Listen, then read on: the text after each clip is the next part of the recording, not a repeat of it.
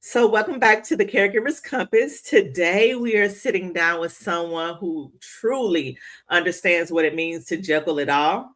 At one point, this young lady, she was part of the sandwich generation. She was raising a family, pursuing a degree, cultivating a marriage, building a career, and caring for various loved ones. And she's come out on the other side of it. So I'm really excited about this conversation. If you've ever felt like you've been pulled in a dozen different directions and just can't see that you're going to ever get out of it, please stay tuned for this conversation. So, again, welcome to the Caregiver's Compass, where we guide you through the journey of aging, caregiving, and life's most important transitions. I am Regina Webb. I am an occupational therapy assistant.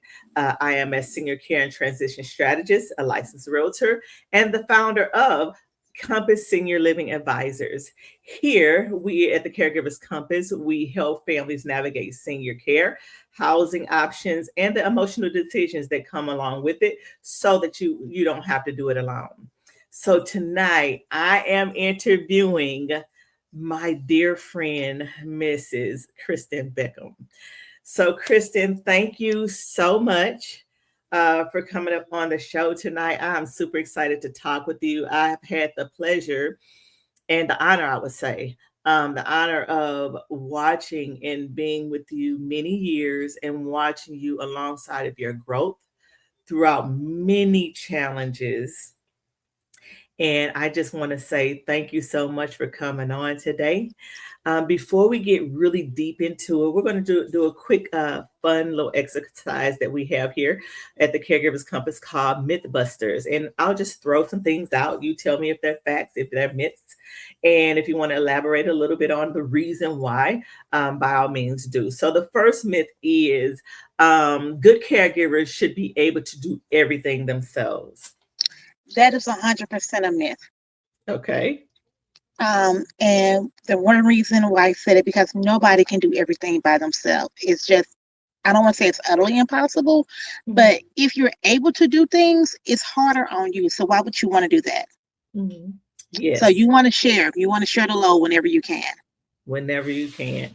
So caregiver burnout only happens after maybe a few years of caregiving. No, actually, depending on the person, depending on what you're dealing with, depending on what's happening with you, it can happen as early as really a week Mhm. because it's a lot. Okay, welcome back. As you see, Kristen has a different location. Has a different location. It started to rain outside. Her background was very beautiful. I love nature. And she has a beautiful garden, you guys.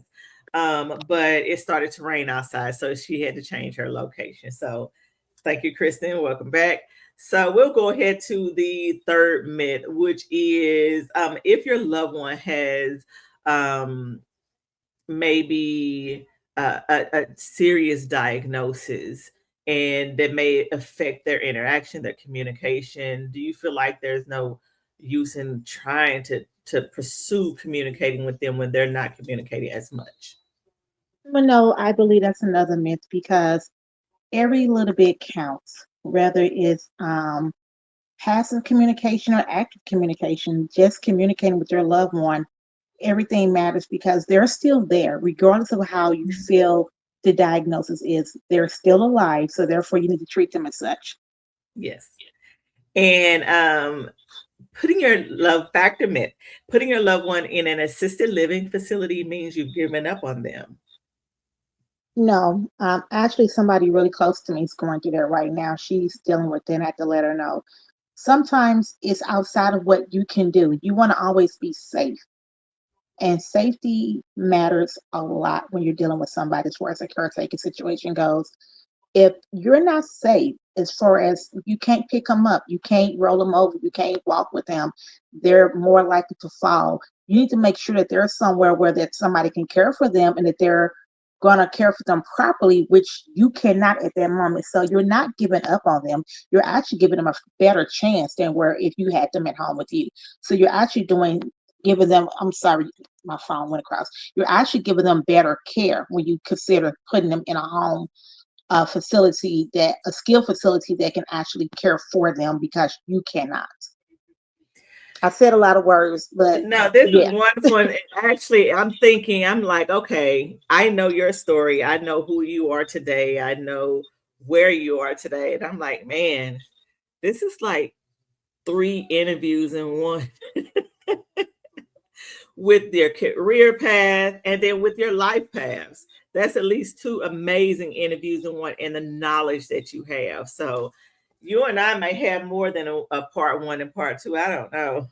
Um, Anyways, let me get to the fifth question. The factor myth is the caregivers should always put their own needs last.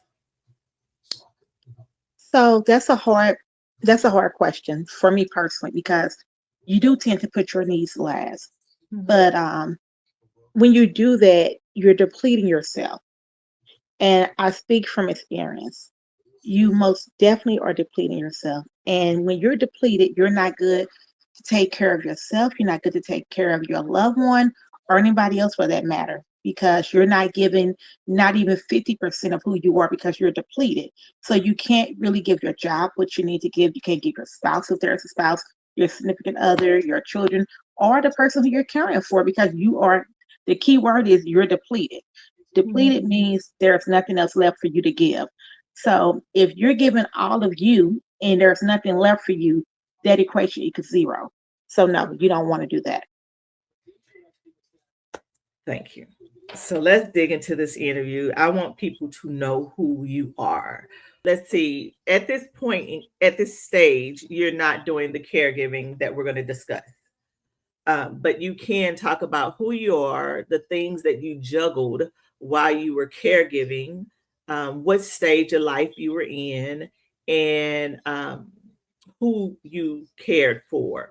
And I do know we're going to kind of go back before we go forward.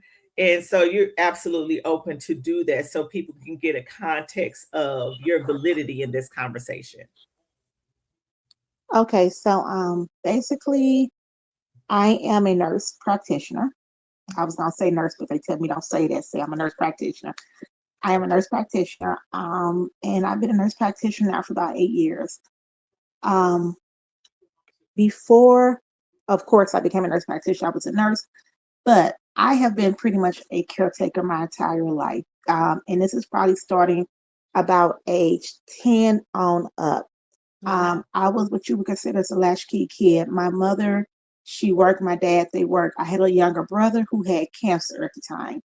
And even though he was going through remission, when my parents was working, I was the sibling that was in charge of the other siblings. So I was the person to make sure that they ate dinner when they came home. I was the person to make sure that their homework was done. So it started with my younger brother, and then I took care of my grandparents. When my mom again and my dad was working, my grandparents would live with us for a period of time. I was the one who would make sure that they were going to their doctor's appointments. I would make sure that they were taking their medications on time. I can remember being in high school, lining all my grandmother medications up on the table and putting them inside of little containers to make sure that she took them at this particular time every single day. So I've been caretaking as long as I can remember. So it's kind of like a second nature for me. But I was not a traditional student. I went back to school when I was older. So at this time, I'm now married. I now have children, and my parents are older. So now I've taken on the responsibility of taking care of my parents. My dad was a dialysis patient, so I find myself taking care of him, making sure he would go to dialysis, making sure that he would have a good diet. He would go to the doctor the way that he should. My mother was diagnosed with breast cancer times two. I eventually lost my mom to breast cancer, but I will also, I wouldn't, at the first go round, I didn't take my mom to chemo. My father was still alive. And even though we took care of him, he took care of her.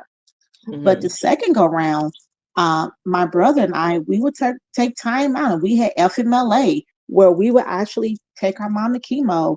And when she was in the hospital, I would make sure that I was there with her. But I still had to go to work. I had to still take care of my children. And I still had to be a wife. So you had to wear several hats at the same time. But that's what my life was. So that's what I did. Okay, you just unloaded a lot. So tell me this. How did you, let's go back to that moment. Your father's alive, your mother's alive. Both had health issues. Yes. You're married. How far into your marriage were you? We were pretty solid at that time. About time my dad had got diagnosed with when he was renal end stage renal disease. We were probably married about a good 10 years at the time. I would say about 10 years. So we were pretty much um past the 7 year itch, I guess one could say. And how We old were had your children? at the time the kids they were younger. So we're looking at probably 9 and 7, perhaps. So your kids are just now beginning to start off into sports. Mm-hmm. And of course, you want to have well rounded children. So you're making sure that they're able to go to their sports events that they need to go into. At this time, I was in, I believe, nursing school. This is probably about 2010. So I was, well, a little bit before 2010. So I was actually in nursing school studying to be a nurse. So I was in school at the time. My dad was ill, and we had to make sure that he had everything that he needed, which meant um, if days that my mom was working, she was tired, I would come home and I would cook dinner. I would take my dad to his doctor's appointments. I would take my dad to dialysis, but I would also have to go to school as well. So I would find myself going to class. Um, and it was also around this same time, I forgot a huge component of all of this. My husband became ill. Hmm. Tell me more about that. Yeah, my husband became ill during the same time. He was diagnosed with congenital congestive heart failure. They found out that in his family, heart disease is very prominent. Mhm. They thought at first it was an infection that attacked his heart, but then they were like, no, it seems to be more of a congenital situation. And it was, and he was sick, and we were going in and out of the ER, like constantly in and out the ER. And full forward a little bit, I had just graduated. I had lost my younger brother. He had died in a motor vehicle accident. And I probably was a nurse now, probably about maybe probably 6 months to a year, perhaps. And we were in and out the ERs. We were trying to figure out what was going on. They were working him up with GI stuff. And I can remember asking the doctor to work him up for cardiac. I said, I don't know. This just seems like this may be cardiac. And the one doctor told me that I was a nurse and to stay in my place. I was like, okay, fine. That was at a local hospital here in St. Louis. So then he called me at work one day and he said, I'm really, really sick. And I said, okay, I'm going to leave work. I'm going to come get you. And I took him to where I was working at the time. I knew the intensivist that was on staff at that moment. And I said, can we just do some cardiac labs and see what happened? And he was like, that's what we were going to do. We was going to work him up for everything. And when the labs came back is when we found out just how sick my husband was. Wow. Come to find out, his heart was functioning at between 13 and 15%. We were unable to leave the hospital unless he wore a life vest. And that's because they were scared that his heart would stop at any given moment of time. So So, Kristen, I remember this season in your life. I remember my mother and I doing a came to lot the of hospital. praying. Yeah, doing a lot of praying for you and your family. I'm going to ask you, like, in those moments, what were you feeling? Because here it is, you're juggling your father with renal disease, just juggling your mom with cancer and health issues. That's a bit much in itself. You have small children that they don't understand. They understand, but they don't understand what's going on, you know? And now your husband with he could have died, Yeah. you know? And here you are in the middle. Yes, you had your brother, Kendall was still there. doing what he can to help their parents. But here it is, you're in the middle of all of this. Like, what were you feeling in those moments, and how did you compartmentalize all of this pressure in order to continue to move forward? Because you're fresh out of nursing school. You made it through nursing school. That was a prayer in itself because, y'all, she's a brilliant young lady. Let me say that. But juggling all of this on whatever level of life you're on, how I don't care how smart you are, this is so much. What were you feeling, and how did you compartmentalize it to be able to make it through that season? Okay, so let's go back. So I just got out of nursing school. I'm a nurse now. I'm working. So at this time, mom, she didn't have cancer, but my mother had other illness. She has Crohn's disease. And with her Crohn's disease come another ailment called pyoderma gangrenosum, Mm-hmm. which was a debilitating illness that was really hard to deal with. So even though she didn't have cancer then, I was dealing with that with her. And then I had Toby with his situation, which is my husband, when I was dealing with. Um, it was hard. It was really hard. But I'm gonna be honest, I did not have a lot of time to focus on how I was feeling. Mm-hmm. I would have moments where I would break down and I would cry and I'd be like, oh my God, why me? Why me? But it always comes back to why not me? Why am I exempt from this? And then I will always say, somebody else got it always worse than what I have it. And I know that's a horrible way to look at something, but Mm-hmm. that is what gets me through my day. Yeah. Regardless of what I think I'm dealing with, somebody Mm-hmm. else got it worse. Yeah. And if they can get through their day, I can get through my day. And then another thing that I focus a lot on is the faith of a mustard seed. And God only gives you what you can handle. Mm-hmm. I hang on to that daily, all the time, because I got to. You got to have something. So for me, is if I'm dealing with it, he must think I can handle it. Mm-hmm. So deal with it. That's basically what I do. I Yeah. deal with it. Now, it may not always be the best way, but it's what I do to get me through what I need to get through. And I've done this my entire life. So I'm echoing a little bit, so hopefully it'll go away, but I'm gonna continue on. Tell me this. You have to have an outlet. You have to have Most definitely. a break. You have to have something to be able to recharge and move on. What were your outlets? What were your ways to recharge so that you can continue on? For me, it was a lot of family and friends. Mm-hmm. Um, I'm religious, I'm spiritual, but I don't go to church a lot, if I'm being honest. I just, I don't. I'm not the girl to go to church. But I do read my Bible and I do pray. So I'm a praying person. I will pray a lot. But I do things for me, and you got to. So I call up my girlfriends. Hey, let's go do something. Let's go shopping. Let's go out to eat. Let's talk on the phone. I have really, really excellent friends. They're literally my family. I can call them and I can talk about and I can really share my deepest thoughts of how I feel about something and they'll listen. And for some people that's not enough, but for me it was a lot.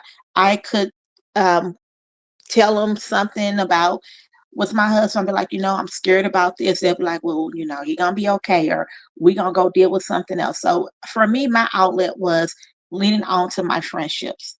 That helped me out a lot. Yeah. Um, for me, prayer, reading my Bible, that helped me out a lot. Those are two things that I really lean on when I need to get away from my whirlwind of a life. Mm-hmm. When I meet people, I had a doctor that I was collaborating with, and I the introduction was, "Hi, my name is Kristen. I'm a pretty solid person, but everything around me is haywire and crazy." And he was like, "Huh?" And I was like, "My name is Kristen. I'm a pretty solid person, but everything around me is a whirlwind." Yeah. And I said, "But it's okay because I'm on solid ground." And he was like, "Okay." Shortly after that, we had a few couple of things that happened. And he was like, "Okay, it seems to be some truth to what you're saying here." Hmm. Um, Recently he left the practice and he said, "The first thing you told me was," he repeated it. He said, "But I gotta say, you really are solid ground." Oh, what a beautiful compliment. But to be solid ground, you have to find a foundation. Yeah. You have to find a foundation. So I'm just thinking about, as you're talking, I'm thinking about different instances in your life. And here it is. So all of this really, this whirlwind started while you were a nurse, and it continued for years. So then my question to you is, how did you decide, I'm a nurse, I'm going to go to back to school to become a nurse practitioner, even though I have this whirlwind around me?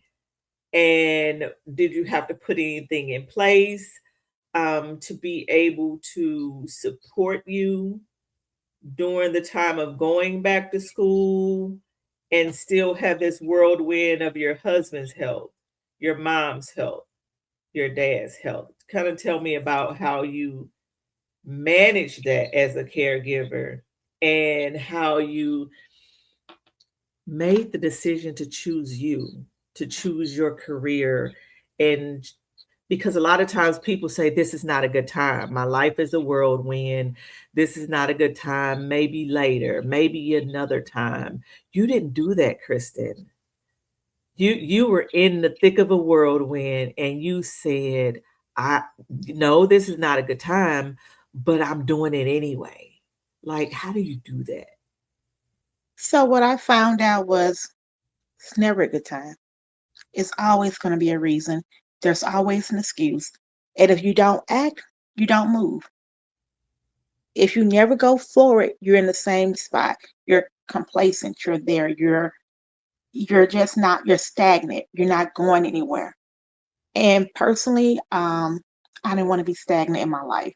Not that nursing is stagnant, but I knew that I wanted to do something different. Um, I found myself in a part of nursing where I was able to see that there were a lot of disparities in nursing Mhm, and just in healthcare in general, mhm, where I felt that sometimes as African Americans or lower socioeconomic incomes, that our voices were not being heard, mm, that people were not paying close enough attention to us. mm, And I felt that if I changed my dynamics of where I was in healthcare, that I could change the outlook for somebody else. mhm, And I felt strongly about that. mhm. And I decided to make sure that when I went back to school, that I would treat everybody as if they were my loved one.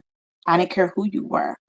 Yeah, I treat all my patients as if when I see somebody older, I'm like, that could be my mom, that could be my dad, that could be my sister, that could be my brother, that could be my bestie, that could be my cousin. And I want all healthcare workers to treat everybody like that. But that's not always the case. And I yes, see that and I know that. And I can never say all the stories that I've heard and the comments that I've heard and people and things I've seen, but I know it didn't sit well with me. yeah. And I knew that I wanted to be the person. If you want to make a change, you got to be the person to make the change. You can't just keep talking about change. If you want change, make change. So that's a very impactful and powerful statement. But I must kind of go back to the moment of where we are. That statement is very powerful, and I don't discount it. But going back to the statement of where you were in life, with the as you say, whirlwind, and thinking about what you want, and you don't want to be complacent. But like, how do you?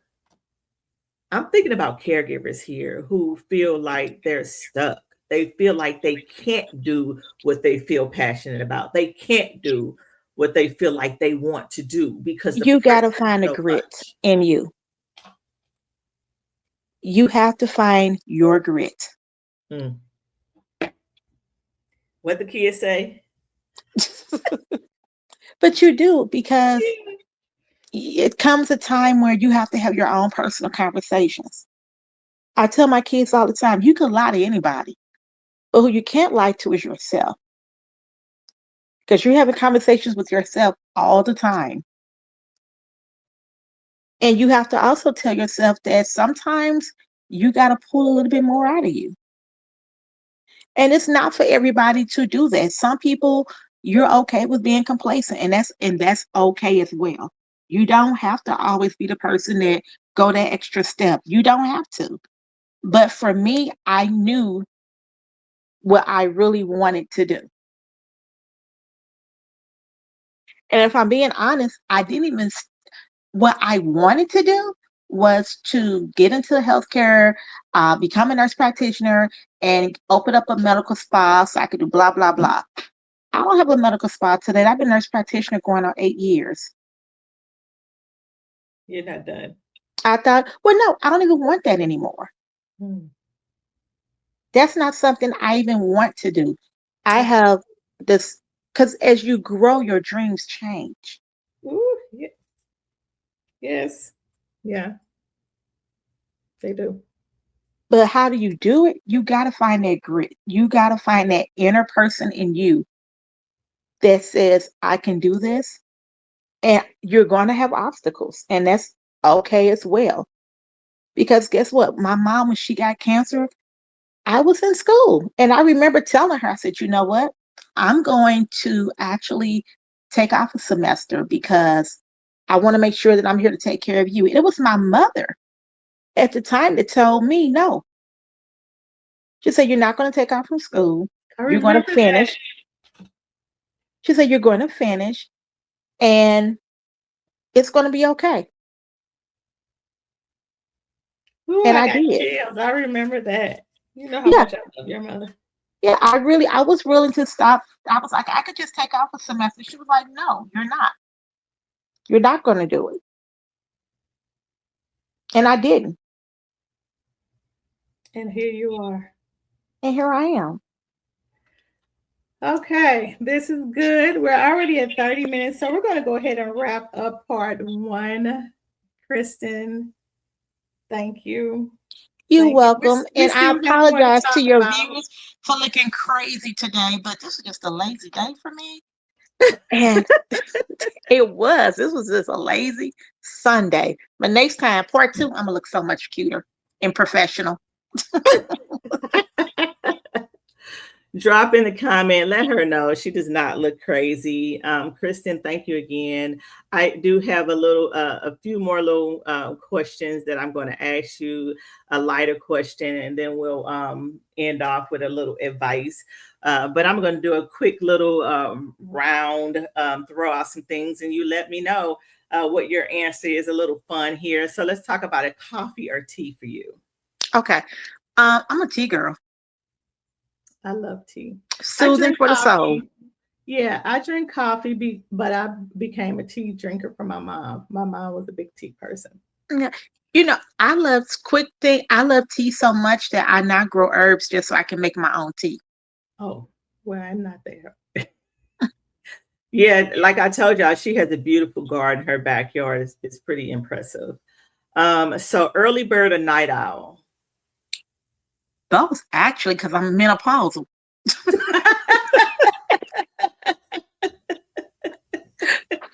That's a conversation. That's a whole nother interview. That's Yes, another whole interview, but that's the truth. we're I'm both on both that now. journey. One word that describes caregiving. Love. Yeah. Okay, so what's your favorite way to recharge? Um, really? hard one, BJ, because I do so many. It depends on where I'm at in the moment. For me, it may be go get a massage. It may Mhm. be sit down and look at TV. It may be go mess with my kids.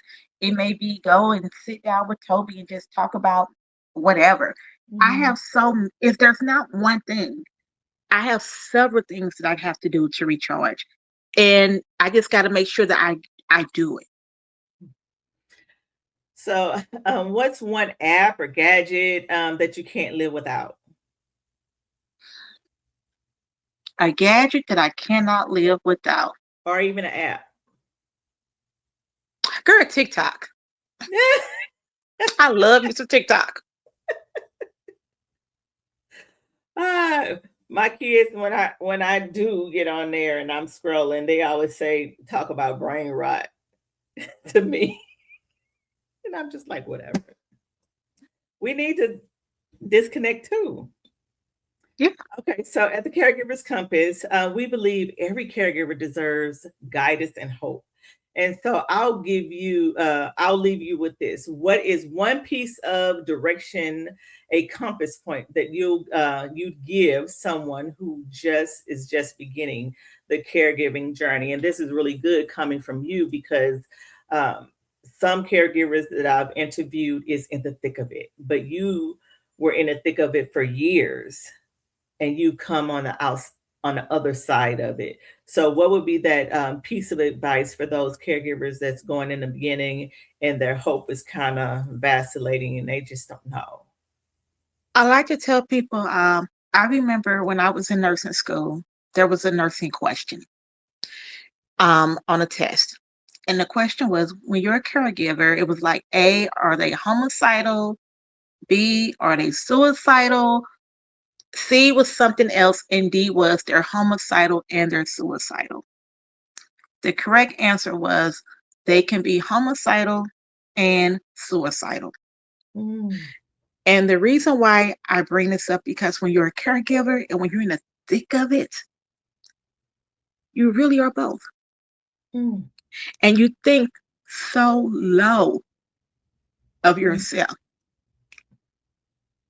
You think so low because you're caring for somebody you love. You like, oh my God, it gets to the point where I could just leave this earth, or if depending on your loved one, what they're dealing with, they're like, I could just to them. And you think like, this is crazy, but you're not. That's what I want you to walk away with. You're not. You're neither one of those things, but what you're dealing with, it's a load. It's an overload. It's the heavy duty washing machine you see at the laundromat. That is what you're dealing with. And it's okay to feel low. It's okay to have those feelings. Just get out of it. Figure out a way to get out of it. It may mean go take a walk. It may mean to go listen to some music. It may mean to go call somebody. It may mean to go outside and scream. I don't care what it means, but you need to be able to get out of it and understand that you are not a bad person.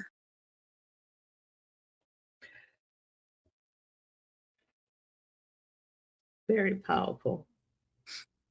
Very powerful. Um, so true. Very true because caregiving is more than an ocean.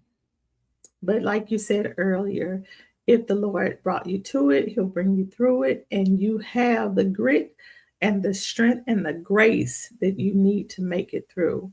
If you just got to take one step at a time, you just take that step, but know that you're not stepping alone. Kristen, thank you. If we have shared anything of any value to you, if this interview was impactful, if it blessed you, if it helped you, if it made you laugh, if it made you cry, whatever, please comment, please like, please share.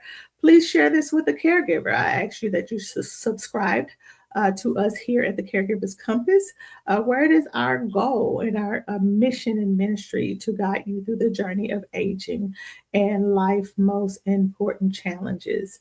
Thank you again. And until next time, thank you for watching the Caregivers Compass.